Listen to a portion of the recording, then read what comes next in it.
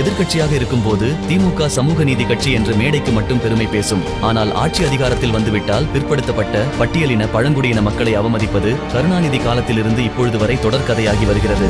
அதற்கு ஒரு சான்று, நேற்று நாடாளுமன்ற தேர்தலில் ராமநாதபுரம் தொகுதியில் வெற்றி பெற்று நவாஸ்கனி வெற்றி சான்றிதழ் வாங்கும் பொழுது பரமக்குடி எம்எல்ஏ முருகேசனும் இணைந்து வாங்கினார். முருகேசன் தேவேந்திர குல வகுப்பை சார்ந்தவர் என்பதால் அவர் கையை தட்டிவிட்டார் ராமநாதபுரம் மாவட்ட செயலாளர் காதர் பாட்ஷா முத்துராமலிங்கம். பரமக்குடி எம்எல்ஏ முருகேசனை இதுபோன்று அவமானப்படுத்துவது இது முதல் முறை அல்ல. கடந்த வருடம் அமைச்சர் ராஜகண்ணப்பன், மாவட்ட செயலாளர் காதர் பாட்ஷா முத்துராமலிங்கம் மற்றும் கட்சி நிர்வாகிகள் சோஃபாவிலும் பரமக்குடி எம்எல்ஏ முருகேசன் மட்டும் பிளாஸ்டிக் சேரிலும் அமர வைக்கப்பட்டிருந்த புகைப்படங்கள் வெளியாகி அதிர்ச்சியை உண்டாக்கியது.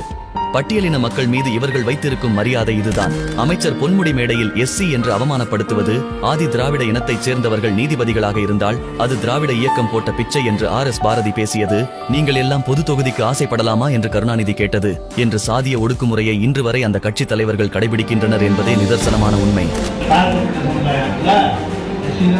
பொது தொகுதி வந்து திமுக கொடுக்கல. அப்ப அவங்க சொன்ன நீங்களும் பொது தொகுதிக்கு ஆசைப்படாதீங்க சொன்னது.